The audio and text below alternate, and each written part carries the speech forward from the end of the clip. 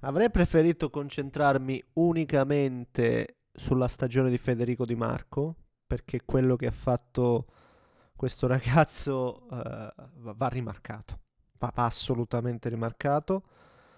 E riprendere sicuramente anche le parole del presidente Marotta, perché in questo momento l'attenzione mi pare di capire che su tutto tranne che sul campo di gioco, da calcio. Però partiamo dalla rimonta del Toro, no? Da una partita che sembrava praticamente ormai concretizzata verso la vittoria nerazzurra, invece no. Invece no, perché? Perché non puoi staccare la spina. Non puoi staccare la spina. Sì, diciamo sempre, no? La Serie A, poi alla fine, ma sai, tanto no, ok, però a questi livelli non puoi staccare la spina, soprattutto quando mancano 20 minuti e soprattutto magari con questo Toro che rispetto magari al Toro sciatto della prima parte di stagione comunque è una squadra organizzata, ha ehm, anche la qualità, no? Se vedete il 2-1 del Torino è un gol di estrema qualità, no? Per come si sviluppa e per come si conclude con il tocco sotto di Simeone. E quindi niente, poi fai fatica a riattaccare la spina e la partita no, finisce 2-2 perché poi soliti rigori che non voglio neanche più entrare nel merito, guarda, no? Tutti questi falli di mano, giudicatelo voi, guarda, non ci metto neanche più bocca, vi dico non ne ho proprio voglia, oggi più che mai. E mettiamoci a tavolino e ne parliamo, signori miei. Come se lo facciamo? Prima, come al solito, vi invito a lasciare un tasto like eh, per,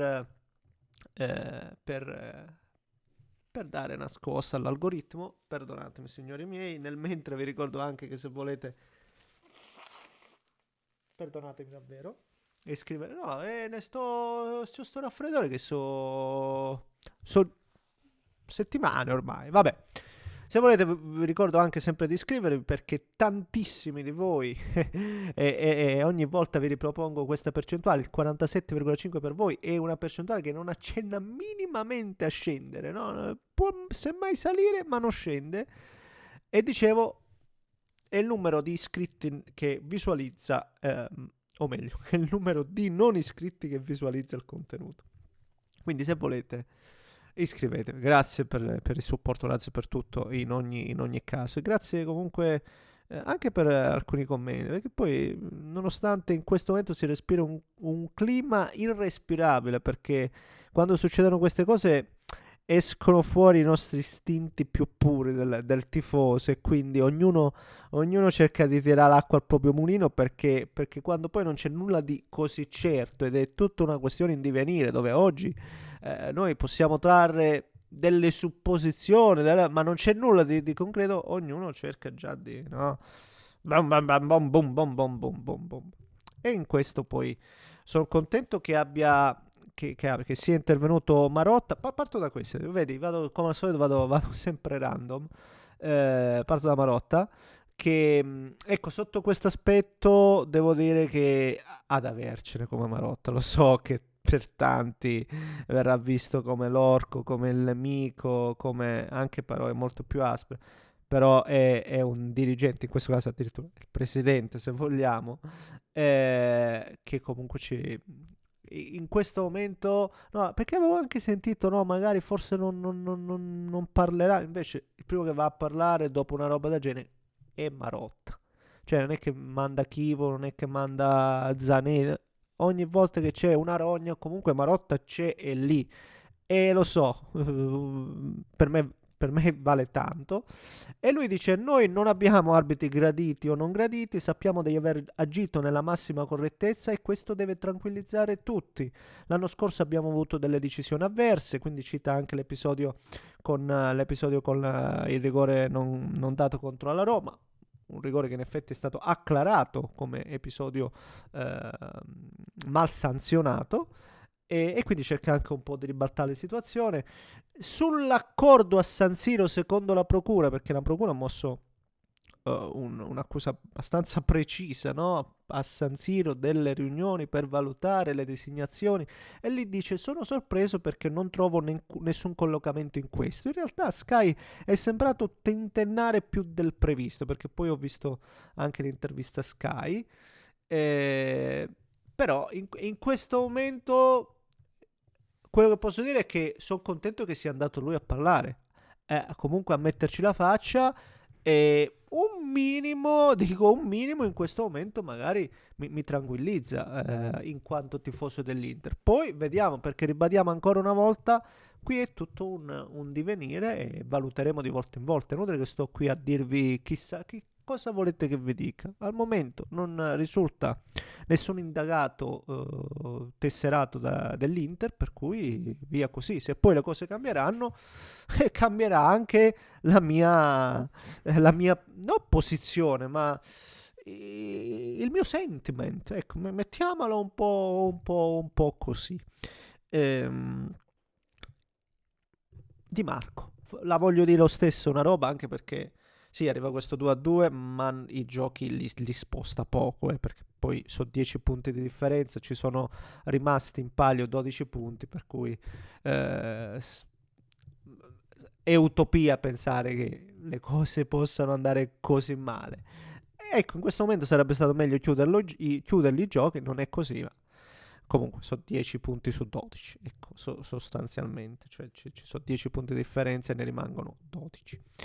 E sì, di Marco voglio e devo parlare, perché comunque è un ragazzo che sigla 18 assist, dati ufficiali della Lega. Poi non ho capito, Borghi in telecronaca diceva 17, non ho capito per quale motivo ci fosse questa sottigliezza.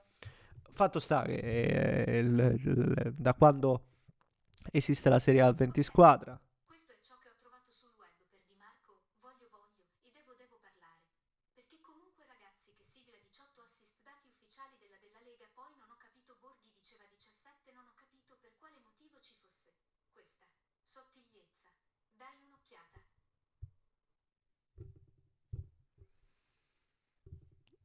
Ho andato a spostare qua che c'ho il tablet, sì, il tablet, l'ebook, e poi c'è, vabbè. Dicevo, 18 assist, record man, dal 2002-2003 se non sbaglio, numeri imperiosi per me. Magari poi, essendo un quinto di sinistra, non verrà mai valutato come tale, ma per me è il miglior giocatore della stagione, senza se e senza ma, perché il miglior giocatore della stagione tu lo dai quasi esclusivamente alla squadra che vince il titolo, ma anche se non fosse questo il caso, e Di Marco per me è il giocatore che ha fatto meglio nell'Inter, per rendimento, per me è il giocatore che ha fatto meglio.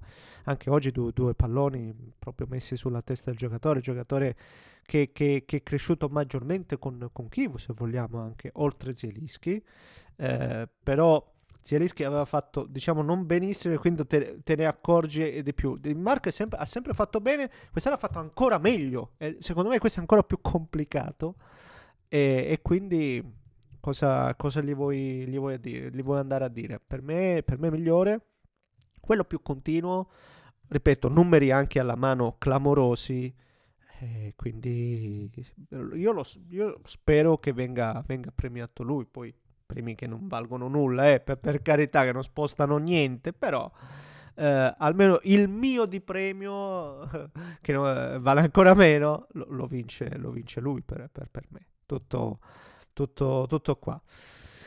Piccola postilla, mi è piaciuto Akanji, va bene, e voglio citare anche Ismaili. Secondo me il difensore non se ne parla mai, ma Ismaili veramente top. Un difensore tosto, il Torino lo becca sempre, sempre, sempre, sempre e comunque. E si parla di tanti difensori, ma non so se è grande o meno, ma io Ismaili, per me niente male sto ragazzo. Vabbè, signori miei, fatemi sapere cosa ne pensate voi, commentate, leccate, iscrivetevi al canale. Non ce l'ho ho visto la partita del Como, breve, un minuto se vogliamo lo possiamo anche spendere sul... Sì, spendiamolo 2 minuti, tanto questo non è che è un contenuto che deve essere per forza centellinato, possiamo anche parlare di quello che un po' ci pare. E sul Como, E che dire ragazzi, comunque una vittoria importante in uno stadio difficile, lo sappiamo benissimo. E io vorrei rimarcare anche Duvikas in questo caso, no? La doppia cifra, giocatore attaccante che comunque segna, no la doppia cifra, ha fatto 12 gol se non sbaglio, supera. E, molto bene sto ragazzo, anzi poi ecco, vedevo il gol dell'Inter di Thuram e un po' mi ha ricordato quello di oggi pomeriggio con la palla di D'Acugna, bellissima tra l'altro, e Duvikas stesso che va molto più bello secondo me l'impatto che dà Duvikas rispetto a magari a quello di Thuram. Però è ripeto, un Como che poi alla fine in queste partite tiene botta, fa gol. Oggi per esempio mi ha colpito per come si è presentato, da Cugna, Perrone, Batturina, Nico Pass, Diao, Duvikas, senza problemi. È stata una partita anche un po', no, di controllo, molto tattica, molto anche equilibrata. Sotto tanti aspetti c'è stato equilibrio. Poi ha prevalso la qualità del Como. Questo è una partita dove sono stati secondo me bravi entrambi gli allenatori, perché ancora una volta io vedo un De Rossi che trova sempre il modo di infastidire l'avversario, no? E quindi cosa deve prevalere in questi casi? La qualità. La qualità del Como ha avuto senza ombra di dubbio la meglio, e attenzione perché comunque squadre che ancora è assolutamente in corsa, poi il calendario magari più difficile, più complicato, ma quando sei lì a pochi punti vediamo, vediamo quello che succede. Va bene, signori miei, fatemi sapere cosa ne pensate voi, commentatelo veramente questa volta. E se volete iscrivetevi al canale, un grande abbraccio da Rischio.